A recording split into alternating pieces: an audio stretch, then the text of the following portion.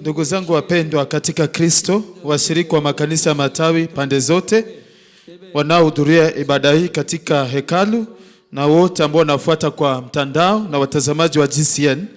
Wakati uliopita niliongea kuhusu nusu ya kwanza ya mstari wa 11, hukumu ya gharika kuu wakati wa Nuhu inaweza onekana kama dalili ya mapema ya hukumu kuu ya mwisho katika kiti cheupe cha enzi cha Mungu. Hata hivyo, njia za kuhukumu ni tofauti. Moja ni maji na nyingine ni moto. Petro wa pili sura ya 3 mstari wa 6 mpaka 7 inasema, ulimwengu wa wakati ule uligharikishwa kwa hayo maji na kuangamizwa. Kwa neno lilo hilo, mbingu za sasa na dunia zimewekwa akiba kwa ajili ya moto, zikihifadhiwa hadi siku ile ya hukumu na ya kuangamizwa kwa watu wasiomcha Mungu. Kuna wale wanaoishi maisha ya kumcha Mungu kwa sababu wanamjua na kumwamini Mungu kwa usahihi, na kuna wale wanaoishi maisha yasiyo ya kumcha Mungu. Hapa inasema zikihifadhiwa hadi siku ile ya hukumu na ya kuangamizwa kwa watu wasiomcha Mungu. Kwa sasa mbingu na dunia zimehifadhiwa kwa neno hilo hilo kwa ajili ya moto. Iwe unaishi maisha ya kumcha Mungu ama yasio ya kumcha Mungu, wewe ndio unajua. Wakati wa gharika wote waliangamia kwa maji isipokuwa Nuhu na familia yake. Katika hukumu kuu ya mwisho, wale ambao hawakumwamini Bwana na hawakutangazwa kama wenye haki watangukia ziwa la moto na la kiberiti. Kwa hivyo, tunaposikia kuhusu hukumu ya gharika, usichukue tu juu kana kwamba ni tukio ambalo lilitendeka zama za kale.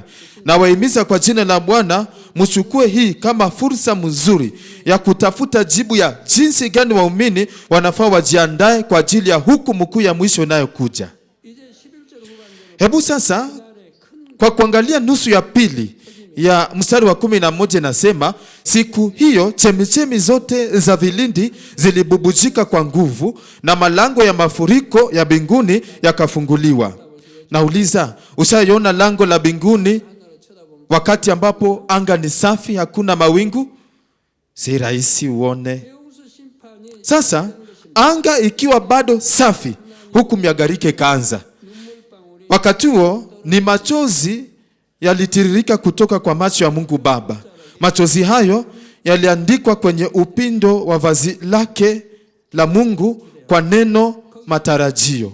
Yaani machozi yaliandika matarajio. Imebeba maana ya kungoja kwa tumaini na azimio ya hakika itimizwe. Na sasa pale Mungu alikuwa na tarajia nini? Alitarajia watoto wa kweli watatokezea kupitia ukuzaji wa binadamu upya ulioanza kupitia Nuhu. Akatumia machozi yake kuandika kwenye vazi lake kwamba mapenzi yake hakika yatatimia. Andiko ambalo tumesoma leo linaelezea kwa undani jinsi gani gharika ambayo ilifunika dunia nzima ilivyotendeka. Inasema chemichemi zote za vilindi zilibubujika kwa nguvu na malango ya mafuriko ya mbinguni yakafunguliwa. Leo hii watu wengi utafsiri hili kama tukio ama matukio yaliyotokea ndani ya dunia, wakisema ni chemichemi zikibubujika kutoka vilindi vya bahari za dunia. Lakini imesema chemichemi zilibubujika kutoka kwenye vilindi vya maji. Na tunajua vilindi vya bahari ya dunia kuna lava na moto na waka. Na kupitia maendeleo ya kisayansi mambo kama haya tunaweza elewa. Na mvua kubwa sana ikanyesha kutoka mbinguni. Lakini wakati huo hata milima iliyo juu sana duniani yote ilizama ndani ya maji. Mlima Ararati ulikaa kana kwamba uko juu sana zaidi ya milima yote, lakini mlima huo pia nao ulizama. Na safina ikaja hadi katulia kwenye kilele cha mlima huo. Je, jambo hili linawezekana kwa chemichemi tu kububujika na mvua kunyesha kutoka angani? Akili ya kawaida inatuambia kwamba haliwezekani. Kama gharika ingesababishwa tu na chemichemi za maji duniani na mvua kubwa, basi maji yale yote baada ya gharika yalikwenda wapi? maji yale yote yalirudi na kuingia kwenye bahari ya Pasifiki, ama yalizama ndani ya ardhi? Yalikwenda wapi? Na kama yangezama chini ya dunia, ardhi, lava na kila kitu pale kingepoa na ingekuwa shida.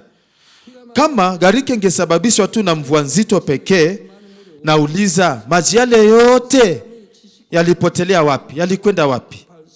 Maarifa ya mwanadamu na akili ya kawaida haviwezi kutoa jibu lililo wazi. Ndio maana leo iwe ni wanasayansi ama wanajiolojia hawawezi amini ukweli kama huo, na ndio maana hawawezi kubali kweli hizi za Biblia.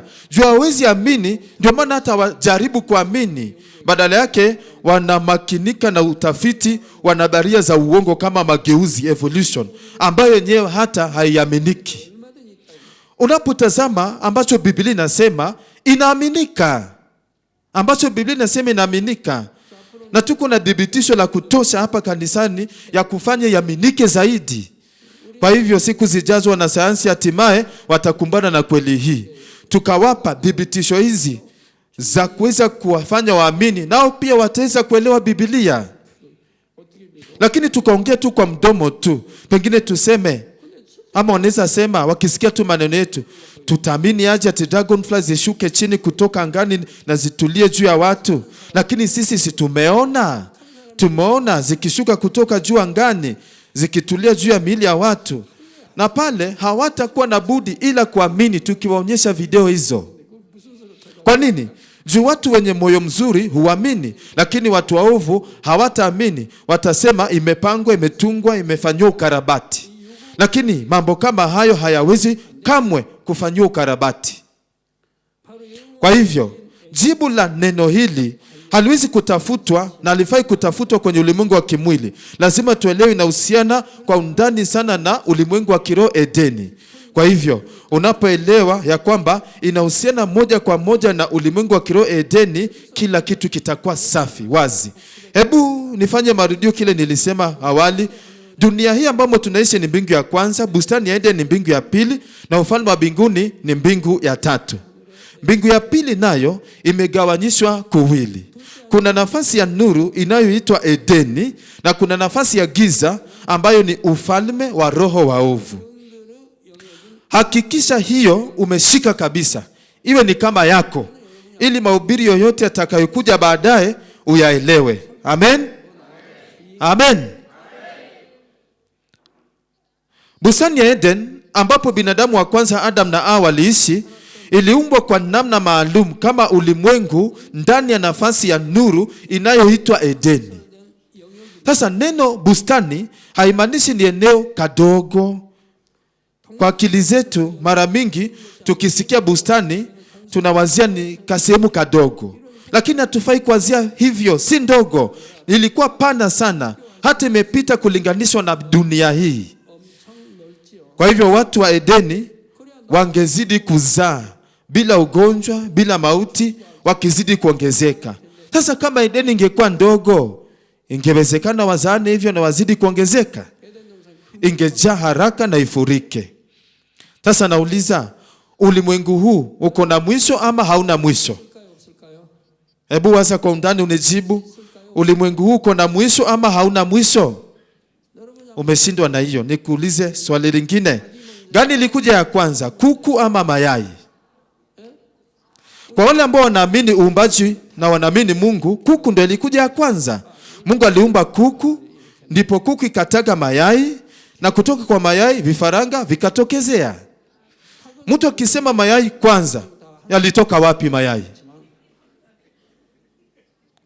Mungu aliumba wanyama wote ikiwemo kuku, na kuku wakataga mayai, na kutoka kwa mayai vifaranga wakapatikana, wakakuwa kuku. Ama mnapinga? Mbona msemi amen? Vile vile. Sasa nauliza, unadhania ulimwengu uko na mwisho ama hauna mwisho? Nijibu.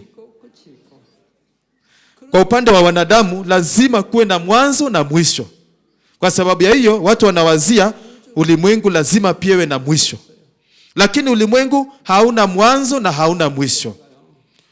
Ukisitiza kwamba lazima uwe na mwisho, fumbo hili haliwezi kutatuliwa. Bustani la Edeni lenyewe ni pana. Sasa eneo lote la Edeni nayo ni kubwa kiasi gani? Kama vile tu ulimwengu ambao tunaona uko mpana una mwisho, vile vile mbingu ya pili ambamo Edeni ipo ni nafasi pana isiyo na mwisho. Mwanzo 2:10 imesema mto wa kunyeshea bustani ulitiririka toka Edeni, kuanzia hapo kagawanyika kwa mito 4.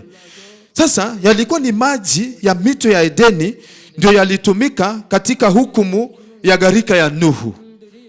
Kusema chemichemi zote za vilindi zilibubujika kwa nguvu, inamaanisha chemichemi za Edeni zilifunguliwa. Na kusema malango ya mafuriko ya mbinguni yakafunguliwa, inamaanisha lango au barabara au njia kati ya mbingu ya pili na ya kwanza ilifunguliwa. Na matokeo ni kwamba maji kutoka Edeni kwenye mbingu ya pili yalishuka chini duniani kwenye mbingu ya kwanza kupitia malango yale, njia zile. Makinika sana vile imesema malango ya mafuriko, kwa wingi si kwa umoja. Hiyo ni kuonyesha kwamba haikuwa ni barabara moja tu ilifunguliwa kati ya mbingu ya kwanza na ya pili. Barabara mingi, njia mingi zilifunguliwa kwenda chini duniani kwa wakati mmoja. Kwa hivyo kiwango kikubwa sana cha maji kilimwagika kutoka mbingu ya pili hadi duniani yote mara moja. Biblia mara kwa mara inarekodi vitu ambavyo vinatoka mbingu ya pili vikikuja hadi mbingu ya kwanza. Zaburi 78 mstari wa 23-24 nasema, hata hivyo alitoa amri kwa anga zilizo juu na kufungua milango ya mbingu, akawanyeshea mana ili watu wale. Aliwapa nafaka ya mbinguni. Inatuambia alinyesha mana kama mvua na akawapa kama chakula kutoka mbinguni. Kwa hivyo mana ni chakula cha mbinguni, kilitoka mbinguni. Mana ambayo Waisraeli walikula pale jangwani baada ya kutoka Misri pia ilishuka kutoka mbingu ya pili. Tayari mnajua hiyo, si ndio? Ilishuka kutoka mbingu. Na pia wakati Nabii Elia alikabiliana na manabii wa uongo 850 wa Baali na Ashera, moto alioitisha ishuke kutoka mbinguni ilishuka kutoka mbingu ya pili. Wengi wenu mumeshuhudia ishara za kudhibitisha uwepo wa mbingu ya pili, kama vile mawingu kujizungusha kisha kutoweka. Ndio kwamba kitu fulani cha mbingu ya pili kitokeze kwenye mbingu ya kwanza, lango la mbinguni lazima lifunguliwe. Na wakati lango la mbinguni linafunguliwa, viumbe 4 wenye uhai wanahusishwa. Ndio kwamba kitu kutoka mbingu ya pili kishuke hadi mbingu ya kwanza lazima ipitie mikondo au maeneo yenye viwango tofauti vya nafasi. Mamlaka ya kufanya hili iko kwa wale viumbe 4 wenye uhai. Na pale tusielewe mbingu ya kwanza na ya pili kana kwamba ni kama ghorofa ya juu na ya chini katika majengo. Haiko vile. Katika majengo ya dunia hii, ghorofa ya juu na ya chini hushikanishwa kwa kutengeneza shimo kwenye paa au sakafu. Lakini mbingu ya kwanza na ya pili ni nafasi ambazo zipo katika viwango tofauti sana. Kwa sababu viko katika viwango tofauti, uzito wao na misukumo yao ya kimazingira, pressure na mtiriko wa wakati yote tofauti. Mamlaka ya kufungua na kufunga malango ya kiroho kati ya nafasi za viwango tofauti ni mamlaka ya mmoja kati ya viumbe hai 4, naye ni yule kama tai. Wakati maji kutoka vilindi vya ndani ya Edeni yalitiririka chini hadi duniani ili kuleta hukumu ya gharika, huyu kiumbe mwenye uhai aina ya tai ndiye alihusika pakuu. Mstari wa 12 inasema, mvua ikanyesha juu ya nchi siku 40 mchana na usiku. Mungu alituma mvua kwa siku 40 mchana na usiku ifunike dunia nzima na maji. Mungu alikuwa na uwezo wa kuifunika dunia kwa gharika kwa siku moja tu. Lakini kwa nini alituma mvua kwa siku 40? Kwa sababu nambari 40 imebeba maana maalum. Kabla Mungu aumbe dunia hii, mwanzoni kulikuwa na uasi mkuu katika ulimwengu wa kiroho ulioongozwa na Lucifer. Lucifer ambaye alikuwa malaika mkuu aliyependwa sana zaidi ya malaika wote na Mungu, aliongoza thuluthi moja ya malaika katika uasi wake dhidi ya Mungu. Waraka wa pili wa Petro sura ya 2 mstari wa 4 inasema, kwa maana kama Mungu hakuwasamehe malaika walipotenda dhambi, bali aliwatupa kuzimu katika vifungo vya giza, wakae humo hadi ije hukumu. Kitabu cha Yuda 1:6 pia inasema,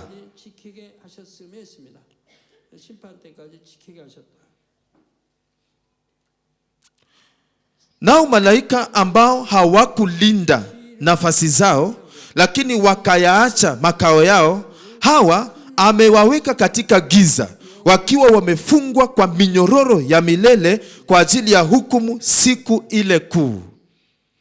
Hivyo ndivyo uasi wa Lucifer ulizimwa kabisa. Lakini kupitia hiyo, Mungu Baba aliumia sana moyoni na akahisi utupu mkubwa. Wakati huo, ulimwengu wa kiroho ulikuwa katika hali ya mchafuko na vurugu. Ndio maana Mwanzo 1:2 ikaielezea kwa kusema, nayo nchi ilikuwa tupu tena bila umbo.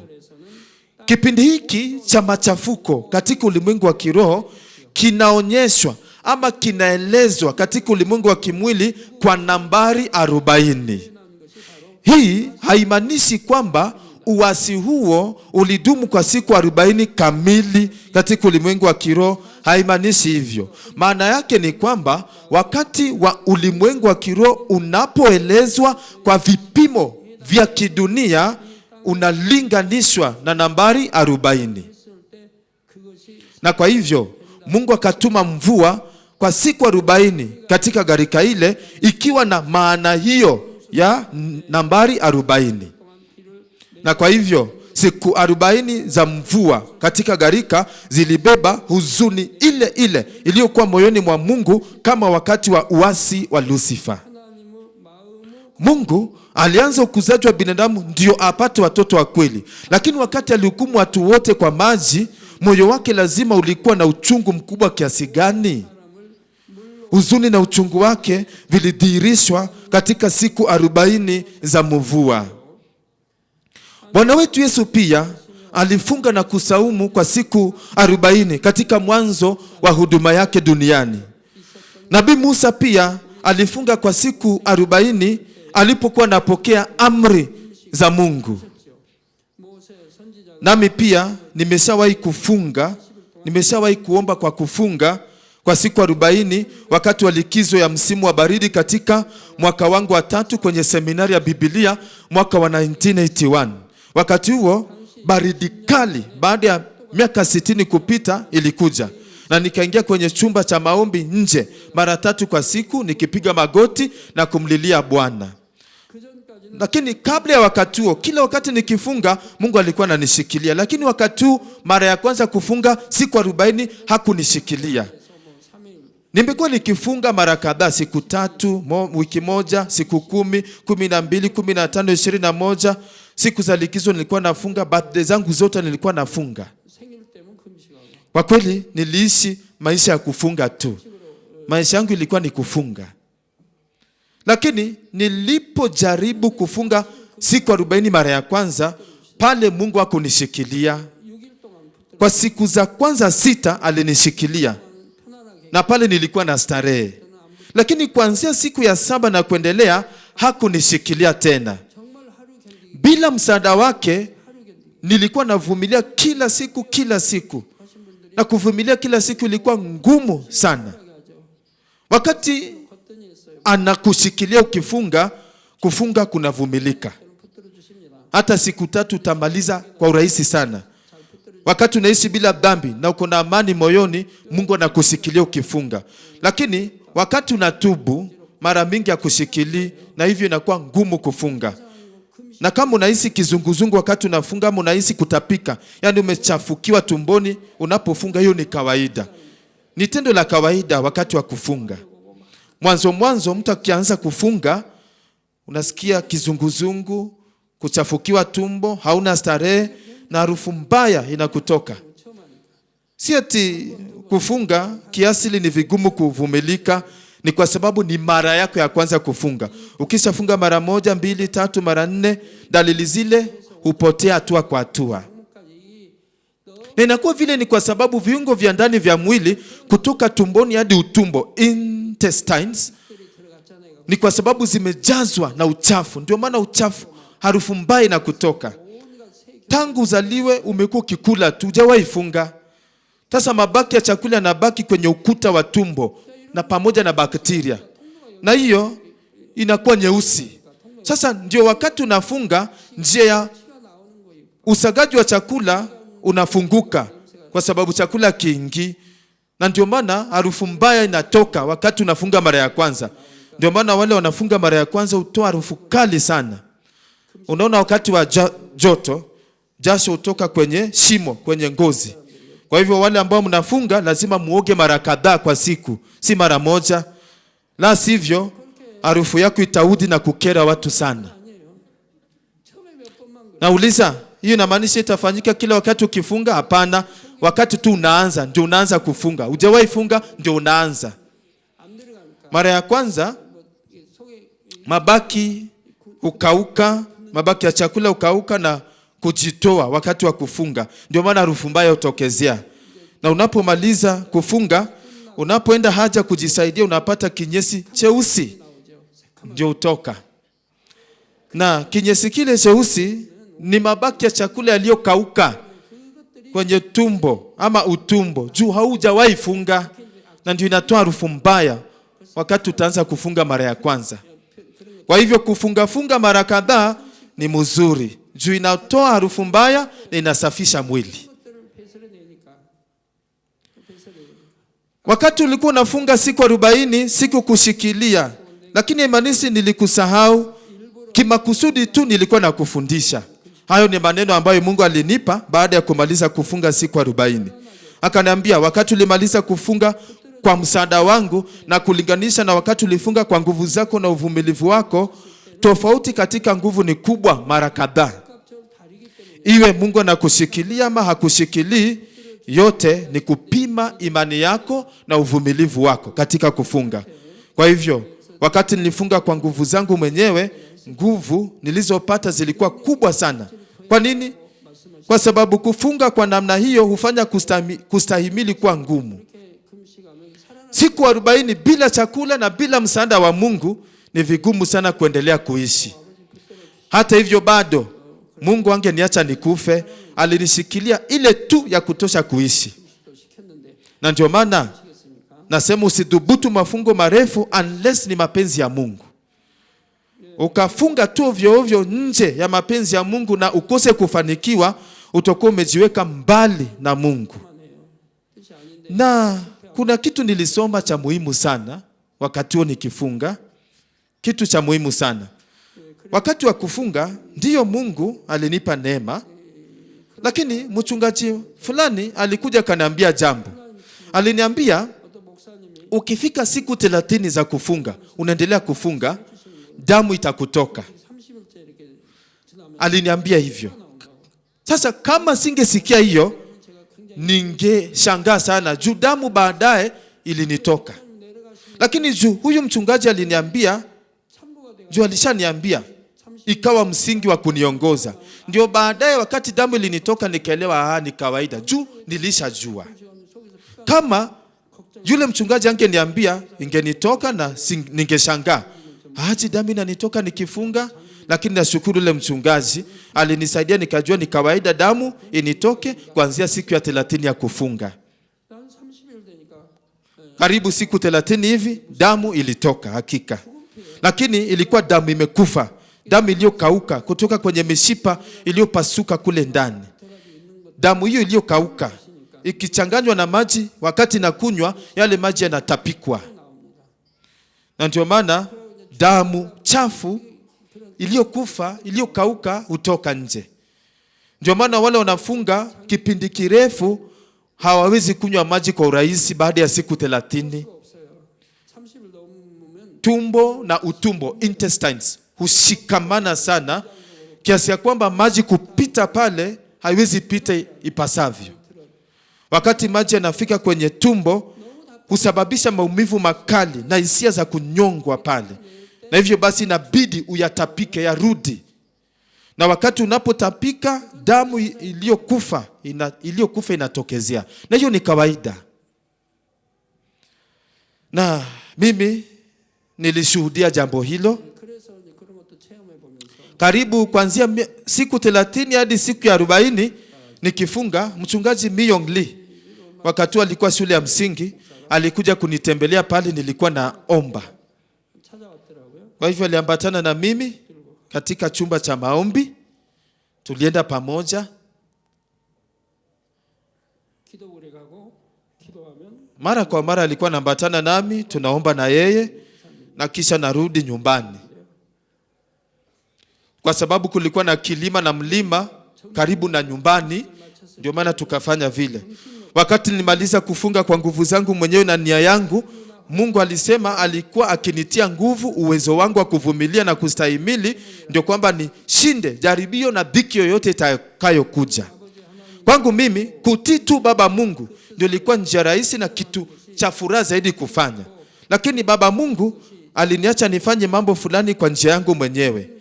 Na baada ya hapo nilihisi kana kwamba Mungu alikuwa ameniacha kabisa. Akaniacha katika hali ya upweke mkubwa na kukosa pumzi. Lakini hiyo ilifanyika hali yangu ya kujaza haki. Na ndio maana baadaye waumini walipata kukua kiroho kwa kiwango cha ajabu sana. Na hiyo ikaweka msingi wa kutimiza makusudi ya Mungu kuhusu kanisa hili katika siku za mwisho. Na kwa hivyo wakati kusudi la Mungu linatimizwa, vipindi na nambari zinazohusika kamwe si za bure, hazikosi maana. Wapendwa, kuna sababu nyingine ya muhimu sana Mungu kuchagua kutuma mvua kwa siku 40 mfululizo. Ilikuwa ni kuhifadhi kwa kiwango kikubwa iwezekanavyo mabaki ya dunia ya kabla ya gharika. Kama Mungu angemwaga kiwango kikubwa cha maji kwa siku moja tu ama siku chache, nini kingefanyika? Hata kule Korea, mvua kubwa ya kiangazi husababisha gharika na kuharibu kila kitu. Ikiwa mvua hiyo kubwa ingekuwa kali zaidi sana, uharibifu ungekuwa mkubwa kiasi gani? Mabaki ya maendeleo huku duniani ya wakati huo yote yangeharibiwa kabisa. Gharika ya Nuhu ilikuwa ni kama maji kumwagwa kwenye kikombe pole pole kwa siku 40. Yaani mvua iliendelea kujikusanya pole pole juu ya uso wa dunia. Na ndio maana mabaki ya maendeleo ya watu kabla ya gharika yalihifadhiwa hadi kwa kiasi fulani. Mmeona matukio kama tsunami kule Japan.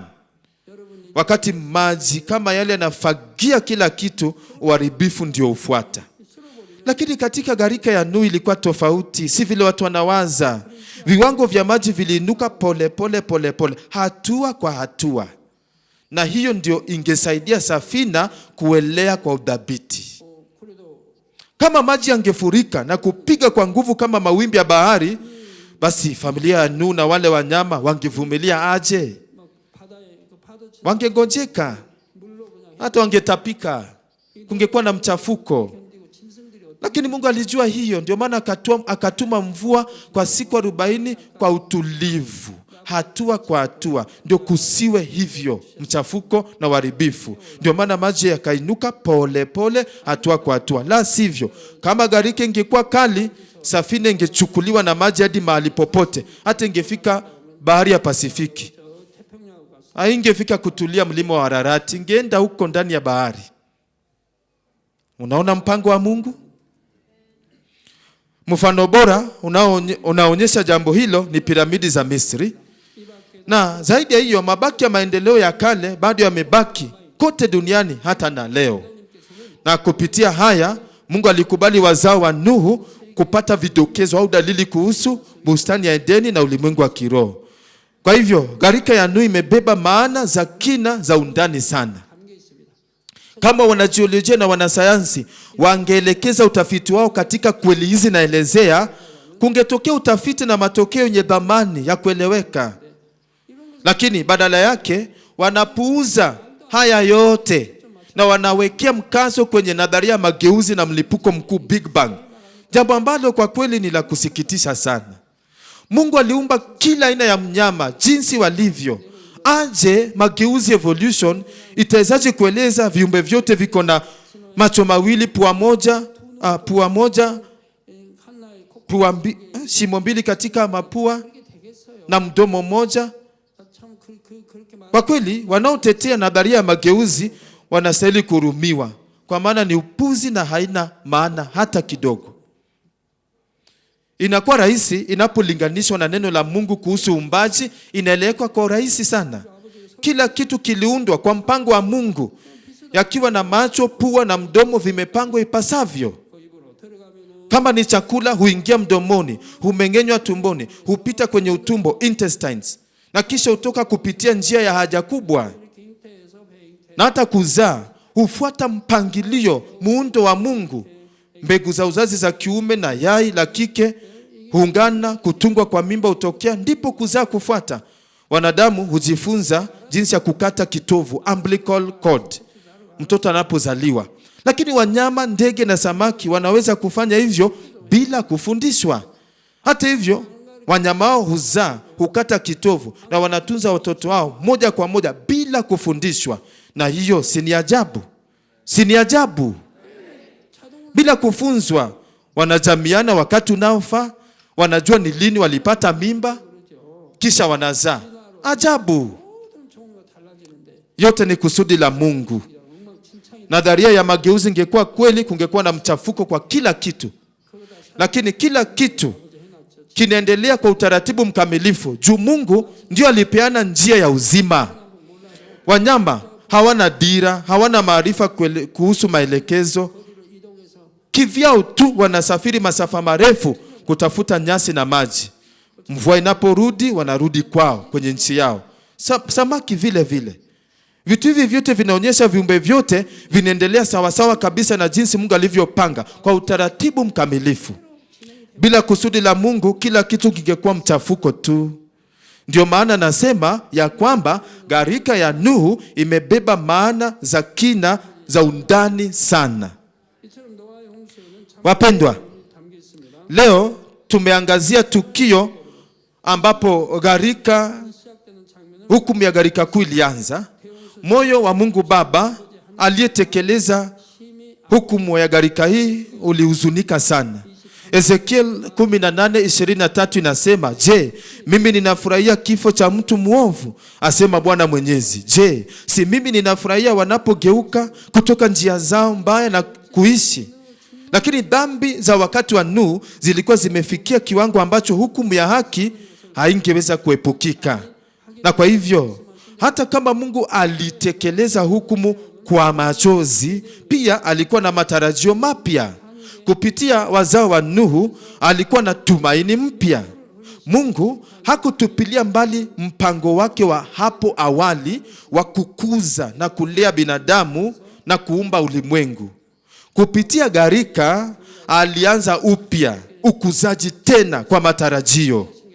Alitarajia kupitia ukuzaji mpya, kupitia Nuhu, watoto wa kweli wangetogezea tena.